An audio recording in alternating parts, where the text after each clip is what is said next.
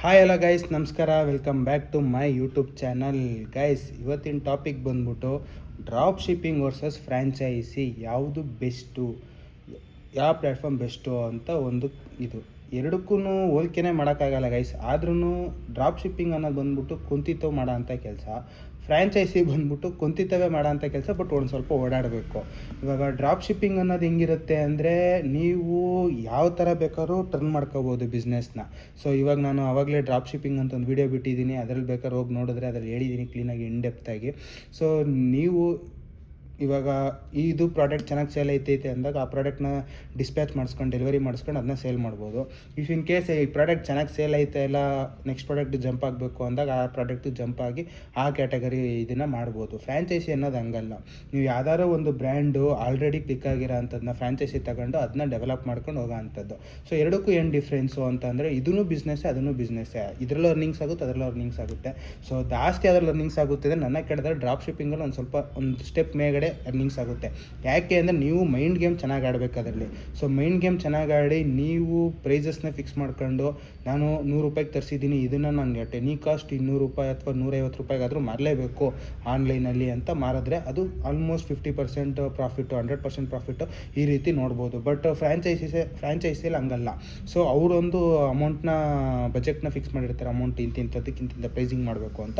So ಅದೇ ಪ್ರೈಸಿಂಗ್ನ maintain ಮಾಡ್ಕೊಂಡು ಹೋಗಬೇಕಾಗುತ್ತೆ. ಆಮೇಲೆ ಕೆಲವೊಂದು ಫ್ರ್ಯಾಂಚೈಸಿಗಳಲ್ಲಿ ಏನಿದೆ, ನಿಮಗೆ ಬಿಡ್ತಾರೆ, ನೀವು ಬೇಕಾದರೆ ನೀವು ಒಂದು ಸ್ವಲ್ಪ ಒಂದು 10 ರೂಪಾಯಿ 20 ರೂಪಾಯಿ ಡಿಫ್ರೆನ್ಸಲ್ಲಿ ನೀವು ಪ್ರೈಸಿಂಗ್ನ ಫಿಕ್ಸ್ ಮಾಡ್ಕೋಬೋದು. ಬಟ್ ಏನಂದರೆ ಅದರಲ್ಲೂ ರೂಲ್ಸ್ ಆ್ಯಂಡ್ ಟರ್ಮ್ಸ್ ಕಂಡೀಷನ್ಸ್ನ ಹಾಕಿರ್ತಾರೆ. ಸೊ ನೀವು ಈ ಪ್ರಾಡಕ್ಟ್ನ ನೀವು 100 ರೂಪೀಸಿಂದ 120 ರೂಪೀಸ್ ಅಷ್ಟರಲ್ಲೇ ಮಾರಬೇಕು ಅಂತ. ಸೊ ಅದು ನಿಮಗೆ ಆ ಪ್ರಾಡಕ್ಟ್ ಎಲ್ಲ ಐಟಮ್ಸು ತರೋಷ್ಟರಲ್ಲಿ ನಿಮಗೆ ಆಲ್ಮೋಸ್ಟು 80ಇಂದ 85 ಕ್ರಾಸ್ ಆಗಿರುತ್ತೆ, 80ಇಂದ 85 ರೂಪೀಸ್ ಆಗಿರುತ್ತೆ. ಸೊ ಅದಾದಮೇಲೆ 15 to 20 ರೂಪೀಸ್ 30 ರೂಪೀಸು ನೀವು ಪ್ರಾಫಿಟ್ ಇಡ್ಬೋದು. ಅದಾದಮೇಲೂ ಕೂಡ ಫ್ರ್ಯಾಂಚೈಸಿ ಓನರ್ಗಳು ಸುಮ್ಮನಿರಲ್ಲ. ಸೊ ನಿಮ್ಮ ಸ್ಪಾಟು, ನಿಮ್ಮ ಲೊಕೇಶನು ಯಾವ ರೀತಿ ಇದಕ್ಕೆ ಕೊಡ್ಬೋದಾ, ಇದಕ್ಕೆ ರೆಂಟ್ ಇಷ್ಟು ಕೊಟ್ಟರೆ ಇದಕ್ಕೆ ಇಷ್ಟು ಪ್ರೈಸಿಂಗ್ ಮಾಡ್ಬೋದಾ ಅಂತೆಲ್ಲ ಇನ್ಸ್ಪೆಕ್ಷನ್ ಮಾಡ್ತಾ ಇರ್ತಾರೆ. ಯಾಕೆ ಅಂದರೆ ಅದು ಫೈನಲ್ ಆಫ್ ದಿ ಡೇ ಅದು ಒಂದು ಬ್ರ್ಯಾಂಡು. ಸೊ ಆ ಬ್ರ್ಯಾಂಡ್ನ ಬಿಲ್ಟ್ ಮಾಡೋಕ್ಕೆ ಅವರು ಸಿಕ್ಕಾಪಟ್ಟೆ ಕಷ್ಟ ಬಿದ್ದಿರ್ತಾರೆ ಗೈಸ್. ಓನರ್ಸು, CEO ಆಗಲಿ ಸಿಕ್ಕಾಪಟ್ಟೆ ಕಷ್ಟ ಬಿದ್ದು ಬಿಲ್ಟ್ ಮಾಡ್ಕೊ ಬಂದಿರ್ತಾರೆ. ಅಟ್ ಫೈನ್ ಒಂದು ಡೇಲಿ. ಸೊ ಅದನ್ನ ಫ್ರ್ಯಾಂಚೈಸಿಯಾಗಿ ಕೊಟ್ಬಿಟ್ಟು ಒಂದು ಫ್ರ್ಯಾಂಚೈಸಿಯಿಂದ ಅವ್ರ ಬ್ರ್ಯಾಂಡ್ ನೇಮ್ನ ಹಾಳು ಮಾಡ್ಕೊಳ್ಳೋಕೆ ಇಷ್ಟಪಡಲ್ಲ. ಸೊ ಅವಾಗವಾಗ ಇನ್ಸ್ಪೆಕ್ಷನ್ಗಳು ನಡೀತಾ ಇರುತ್ತೆ, ಅವಾಗವಾಗ ನೋಡ್ತಾ ಇರ್ತಾರೆ. ಸೊ ಟರ್ಮ್ಸ್ ಆ್ಯಂಡ್ ಕಂಡೀಷನ್ಸ್ ತುಂಬ ಇರುತ್ತೆ. ಸೊ ಅದಾದಮೇಲೆ ಕೆಲವೊಂದು ಫ್ರ್ಯಾಂಚೈಸಿಗಳಿದೆ, ನಾವು ಈ ಥರ ಸೆಟ್ ಮಾಡಿಕೊಟ್ಬಿಡ್ತೀವಿ, ನಾವು ನಮ್ಮ ಮೆಟೀರಿಯಲ್ಸ್ನೇ ಸೇಲ್ ಮಾಡಬೇಕು, ನಾವು ಎಲ್ಲ ಮೆಟೀರಿಯಲ್ಸ್ನು ಕಳಿಸ್ತಾ ಇರ್ತೀವಿ, ನೀವು ಆರ್ಡರ್ ಮಾಡ್ಕೋಬೇಕು, ಬುಕ್ ಮಾಡ್ಕೊಂಡಾಗ ವಿತಿನ್ 24 hours ಅಷ್ಟೇ ನಿಮಗೆ ಬಂದು ಡೆಲಿವರಿ ಆಗುತ್ತೆ. ಆ ಪ್ರಾಡಕ್ಟ್ನ ಇಟ್ಕೊಂಡೆ ನೀವು ಸೇಲ್ ಮಾಡಬೇಕಾಗುತ್ತೆ, ಅದು ಮಾಡಬೇಕಾಗುತ್ತೆ, ಇದು ಮಾಡಬೇಕು ಅಂತ ಟರ್ಮ್ಸ್ ಆ್ಯಂಡ್ ಕಂಡೀಷನ್ಸ್ ತುಂಬ ಇರುತ್ತೆ. ಸೊ ಅದನ್ನ ನೀವು ಫಾಲೋ ಮಾಡ್ಕೊಂಡು ಹೋಗಬೇಕು. ಸೊ ಡ್ರಾಪ್ ಶಿಪ್ಪಿಂಗಲ್ಲಿ ಆ ಥರ ಲಿಮಿಟೇಷನ್ಸ್ ಏನೂ ಇರೋಲ್ಲ. ಸೊ ನಿಮ್ಗೆ ಇಷ್ಟ ಆಯಿತಾ ಪ್ರಾಡಕ್ಟ್ಸು, ನೀವು ತರಿಸಿ ಬೇಕಾದರೆ ನೀವು ಡಿಸ್ಪ್ಯಾಚ್ ಮಾಡ್ಬೋದು. ಅಥವಾ ನನಗೆ ₹1 ಇನ್ವೆಸ್ಟ್ ಮಾಡೋಕ್ಕೆ ಇಂಟ್ರೆಸ್ಟ್ ಇಲ್ಲ ಅಂದರೆ ಬೇಕಾದರೆ ನೀವು, ನಾನು ಹೇಳಿದ್ನಲ್ಲ ಅಫಿಲಿಯೇಟ್ ಮಾರ್ಕೆಟಿಂಗ್ ಥರ, ನೀವು ಒಂದು ಕಡೆಯಿಂದ ಇನ್ನೊಂದು ಕಡೆಗೆ ಆರಾಮಾಗಿ ಡೆಲಿವರಿ ಮಾಡ್ಕೋಬೋದು. ಅಥವಾ ನೀವು ಆರ್ಡರ್ ಆದಮೇಲೂ ಕೂಡ ಬುಕ್ಕಿಂಗ್ ಮಾಡ್ಕೋಬೋದು. ಸೊ ಅದು ನಿಮ್ಮ ಮೇಲೆ, ನಿಮ್ಮ ಟ್ಯಾಲೆಂಟ್ ಮೇಲೆ ಹೋಗುತ್ತೆ. ನೀವು ಆರ್ಡರ್ ಆದಮೇಲೆ ನನಗೆ 10 ಪೀಸ್ ಆರ್ಡ್ರ್ ಬಂದಿದೆ, 10 ಪೀಸ್ ನನಗೆ ಈ ಶರ್ಟ್ ಬೇಕು, ಈ ಟಿ-ಶರ್ಟ್ ಬೇಕು ಅಂತ ಆರ್ಡ್ರ್ ಮಾಡ್ಕೊಂಡು ಡಿಸ್ಪ್ಯಾಚ್ಗಳು ಮಾಡ್ಕೋಬೋದು. ಸೊ ಇದಕ್ಕೆ ಮಾಡಬೇಕು ಅಂದರೆ ಮೇಯ್ನಾಗಿ ನಿಮಗೆ ಫಾಲೋವರ್ಸ್ ಚೆನ್ನಾಗಿರಬೇಕು, ಸಬ್ಸ್ಕ್ರೈಬರ್ಸ್ ಚೆನ್ನಾಗಿರಬೇಕು. ಸೊ ಆವಾಗ ಒಂದು ಸ್ವಲ್ಪ ನೆಕ್ಸ್ಟ್ ಲೆವೆಲ್ಗೆ ಬಿಲ್ಟ್ ಮಾಡ್ಕೊಂಡು ಹೋಗ್ಬೋದು ಗೈಸ್. ಸೊ ಎರಡರಲ್ಲೂ ಕಂಪ್ಯಾರಿಸನು ಮಾಡ್ಬೋದು, ಮಾಡೋಕ್ಕಾಗಲ್ಲ ಅಂತಲ್ಲ, ಬಟ್ ಎರಡೂ ಒಂಥರ ಡಿಫ್ರೆಂಟ್ ಪ್ಲ್ಯಾಟ್ಫಾರ್ಮ್ ಇದ್ದಂಗೆ. ಸೊ ಫ್ರ್ಯಾಂಚೈಸಿ ಅಂತಂದ್ಮೇಲೆ ನೀವು ಸಿಕ್ಕಾಪಟ್ಟೆ ಓಡಾಡಬೇಕಾಗುತ್ತೆ.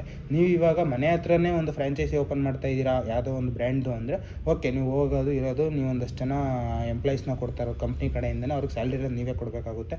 ಸೊ ಅದನ್ನೆಲ್ಲ ಕ್ಯಾಲ್ಕುಲೇಟ್ ಮಾಡಿಬಿಟ್ಟು ಅವ್ರು ಪ್ರೈಸಿಂಗ್ ಸೆಟ್ ಮಾಡೋದು. ಸೊ ಅವ್ರನ್ನ ಬಿಟ್ಟು ನೀವು ಆರಾಮಾಗಿ ಮನೇಲಿ ಬೇಕಾದ್ರೂ ಇರ್ಬೋದು, ಅಥವಾ ಅವಾಗವಾಗ ಬಂದು ಶಾಪ್ ಕಡೆ ನೋಡ್ಕೊಂಡು ಇದು ಮಾಡ್ಬೋದು. ಅಥವಾ ಕಂಪ್ಲೀಟಾಗಿ ನಾನು ಶಾಪಲ್ಲೇ ಕೊಡ್ತೀನಿ, ಕಂಪ್ಲೀಟಾಗಿ ಶಾಪಲ್ಲೇ ಕೂಡ ಹ್ಯಾಂಡಲ್ ಮಾಡ್ಬೋದು.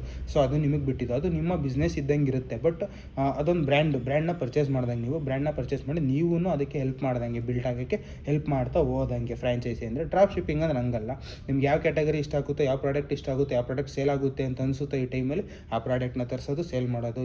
ಇಫ್ ಇನ್ ಕೇಸ್ ಅದು ಸೇಲ್ ಆಗಲಿಲ್ವಾ, ಸೊ ಅದನ್ನು ಆ ಥರ ಮಾಡೋದು. ಅಥವಾ ನೀವು ಡೈರೆಕ್ಟು ಮಾರ್ಕೆಟಿಂದ ನೀವು ಡೈರೆಕ್ಟು ಸಪ್ಲೈಯರ್ಸ್ಗೆ, ಹೋಲ್ಸೇಲರ್ಸಿಂದ ನೀವು ಪರ್ಚೇಸರ್ಗೆ ಆರಾಮಾಗಿ ಸೇಲ್ ಮಾಡ್ಬೋದು. ಸೊ ಅದರಲ್ಲಿ ಒಂದಷ್ಟು ಕಮಿಷನ್ಸು, ನೀವು ಎಷ್ಟು ಅಮೌಂಟಿಗೆ ಎಕ್ಸ್ಟ್ರಾ ಸೇಲ್ ಮಾಡಿರ್ತೀರೋ ಅಷ್ಟು ಅಮೌಂಟ್ ನಿಮಗೆ ಬಂದು ಬೀಳುತ್ತೆ ಗೈ. ಸಿಂಪಲ್ಲು.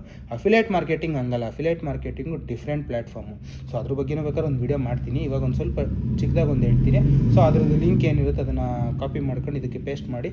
ಸೊ ಆ ಪರ್ಸೆಂಟೇಜ್ ಅಷ್ಟೇ ನಿಮಗೆ ಬರೋದು. ಸೊ ಇವಾಗ ಎಲೆಕ್ಟ್ರಾನಿಕ್ ಐಟಮ್ಸ್ಗೆ 18% ಇರುತ್ತೆ, 18% ಬರುತ್ತೆ. ಟಿ ವಿಗೆ ಇಷ್ಟು ಪರ್ಸೆಂಟೇಜ್ ಅಂತ ಇರುತ್ತೆ, ಅಷ್ಟು ಪರ್ಸೆಂಟೇಜ್ ನಿಮ್ಮ ಕಮಿಷನ್ ಬರುತ್ತೆ. 1,00,000 ರೂಪೀಸ್ ಸೇಲ್ ಮಾಡಿದ್ರೆ 18 ಅಂದರೆ ಆಲ್ಮೋಸ್ಟ್ 18,000 ನಿಯರ್ಲಿ ಅಷ್ಟು ಬಂದು ನಿಮ್ಮ ಅಕೌಂಟ್ಗೆ ಬೀಳುತ್ತೆ. ಸೊ ಈ ರೀತಿ ಅಫಿಲಿಯೇಟ್ ಮಾರ್ಕೆಟಿಂಗಲ್ಲಿ ನೀವೇನು ಮಾಡಬೇಕು ಅಂದರೆ ಜಾಸ್ತಿ ದೊಡ್ಡ ಐಟಮ್ಗಳು ಟಾರ್ಗೆಟ್ ಮಾಡಬೇಕು. ಸೊ ಅಷ್ಟು ದೊಡ್ಡ ಐಟಮ್ಸ್ನ ಯಾರೂ ಕೂಡ ಆನ್ಲೈನಲ್ಲಿ ಪರ್ಚೇಸ್ ಮಾಡೋದು ರೇರು. ಸೊ ಎಲ್ಲ ಹೋಗಿ ಆಫ್ಲೈನಲ್ಲಿ ನೋಡಿ ಕಣ್ಣಲ್ಲಿ ಕ್ಲಾರಿಟಿಯಾಗಿ ನೋಡಿ ತರಿಸ್ಕೊತಾರೆ. ಸೊ ಫಾಲೋವರ್ಸ್ ಜಾಸ್ತಿ ಇದ್ದಷ್ಟು ನಿಮಗೆ ಬೆನಿಫಿಟ್ಸು. ಏನಾದರೂ ಡಿಸ್ಕೌಂಟ್ ಪ್ರೈಸ್ಗಳು ಬಿಡ್ತಾರಲ್ಲ ಆ ಟೈಮಲ್ಲಿ ನೀವು ಈ ಅಫಿಲಿಯೇಟ್ ಮಾರ್ಕೆಟಿಂಗ್ನ ಯೂಸ್ ಮಾಡ್ಕೋಬೋದು ಸಿಂಪಲ್ಲಾಗಿ. ಸೊ ಡಿಸ್ಕೌಂಟ್ ಪ್ರೈಸು 50% ಅಥವಾ 60% ಈ ಥರ ಡಿಸ್ಕೌಂಟಲ್ಲಿ ಬಿಟ್ಟಾಗ ಆ ಅಮೌಂಟಿಂದ ಅವ್ರು ತರಿಸ್ಕೊಂಡ್ರೆ ಅದರಲ್ಲಿ ನಿಮಗೆ ಇದು 100% ಇದ್ದೇ ಇರುತ್ತೆ. 18% ಇದ್ದರೆ 18% ನಿಮ್ಮ ಅಕೌಂಟಿಗೆ ಬಂದು ಬಿದ್ದೇ ಬಿಡುತ್ತೆ.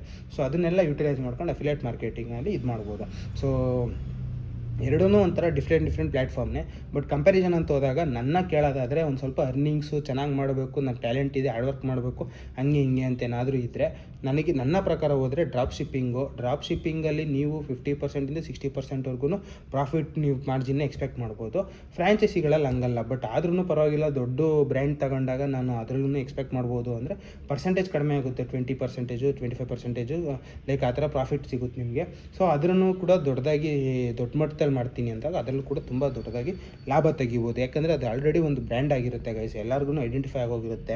ಸೊ ಆ ಬ್ರ್ಯಾಂಡ್ನ ನೀವು ಫ್ರಾಂಚೈಸಿ ತಗೊಂಡು ಮಾಡ್ತಾ ಇದ್ದೀರಾ ಅಂದಾಗ ಆಟೋಮೆಟಿಕಲಿ ನಿಮಗೆ ಕಸ್ಟಮರ್ಸು ರೊಟೇಟ್ ಆಯ್ತಾನೆ ಇರ್ತಾರೆ. ಅದೇ ಕಾರಣಕ್ಕೂ ಕಸ್ಟಮರ್ ಫ್ಲೋ ಸ್ಲೋ ಆಗಲ್ಲ. ಸೊ ಆರಾಮಾಗಿ ರೊಟೇಟ್ ಆಯ್ತಾ ಇರ್ತಾರೆ. ಆಮೇಲೆ ನಿಮ್ಮದೇನು ಅಂದರೆ ನಿಮ್ಮ ಪಾತ್ರ ಏನಂದರೆ ನೀವು ಹೊಸದಾಗಿ ಏನಾದ್ರು ಲಾಂಚ್ ಮಾಡಿದಾಗ ತಂದು ಹಾಕೊಳ್ಳೋದು, ಅಥವಾ ಹೊಸ ಪ್ರಾಡಕ್ಟ್ ಇದು ಮಾಡಿದಾಗ ತಂದು ಹಾಕೊಳ್ಳೋದು, ಅಥವಾ ಇವಾಗ ಒಂದು ಕೆಫೆ ಥರ ಇಟ್ಟಿದ್ರೆ ಅದರಲ್ಲಿ ಬೇಕಾಗಿರೋ ಮೆಟೀರಿಯಲ್ಸ್ ಅವ್ರ ಹತ್ರನೇ ಪರ್ಚೇಸ್ ಮಾಡೋದು. ಈ ಥರ ಟರ್ಮ್ಸ್ ಆ್ಯಂಡ್ ಕಂಡೀಷನ್ಸ್ ಇರುತ್ತೆ.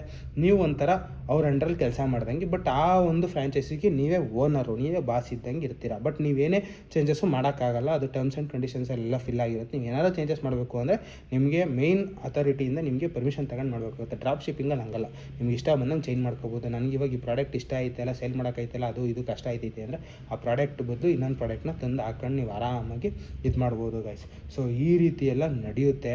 ಸೊ ನಿಮ್ಗೆ ಯಾರಿಗಾದ್ರೂ ಇಂಟ್ರೆಸ್ಟ್ ಇದೆ ಡ್ರಾಪ್ ಶಿಪ್ಪಿಂಗ್ ಬಗ್ಗೆ, ಏನಾದ್ರೂ ಇದ್ರ ಬಗ್ಗೆ ಇನ್ನೂ ಡೆಪ್ತಾಗಿ ನನಗೆ ಇನ್ಫಾರ್ಮೇಷನ್ ಬೇಕು ಅಂದರೆ ಕಮೆಂಟ್ ಮಾಡಿ, ನಾನು ಆದಷ್ಟು ಇನ್ನೂ ಡೆಪ್ತಾಗಿ ಇನ್ಫಾರ್ಮೇಷನ್ ಕೊಡೋಕ್ಕೆ ಟ್ರೈ ಮಾಡ್ತೀನಿ. ಸೊ ಅದು ಬಿಟ್ಟರೆ ಅಫಿಲಿಯೇಟ್ ಮಾರ್ಕೆಟಿಂಗಲ್ಲಿ ಯಾರಿಗಾದ್ರೂ ಇಂಟ್ರೆಸ್ಟ್ ಇದ್ದರೆ ಸೊ ಅದನ್ನು ಕೂಡ ಕಮೆಂಟ್ ಮಾಡಿ, ಅದರದ್ದೇ ಆದ ಒಂದು ಸಪ್ರೇಟ್ ವೀಡಿಯೋ ಮಾಡಿಬಿಡ್ತೀನಿ, ಟ್ರೈ ಮಾಡ್ತೀನಿ.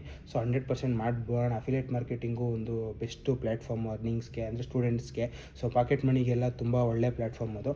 ಸೊ ಯಾರ್ಯಾರೆಲ್ಲ ವರ್ಕ್ ಫ್ರಮ್ ಹೋಮ್ ಮಾಡಬೇಕು ಅಂತ ಸುಮ್ಮನೆ ಫೇಕ್ ವೆಬ್ಸೈಟ್ಗಳಿಗೆಲ್ಲ ಲಾಗಿನ್ ಆಗಿ ಸುಮ್ಮನೆ ಟೈಮ್ ವೇಸ್ಟ್ ಮಾಡ್ತಾ ಇರೋದು, ಅದ್ರ ಬದಲು ಈ ಥರ ಅಫಿಲಿಯೇಟ್ ಮಾರ್ಕೆಟಿಂಗು ಇದೆಲ್ಲ ವರ್ತು 100% ಲೀಗಲ್ಲು. ಸೊ ಅದಾದಮೇಲೆ ಅಮೆಝಾನು, ಫ್ಲಿಪ್ಕಾರ್ಟಲ್ಲ ಒಂದು ಬ್ರ್ಯಾಂಡು ಅವ್ರು ಮಾಡಿದ್ರೆ ಒಂದು ಲೀಗಲ್ ಆಗಿ ಇರುತ್ತೆ.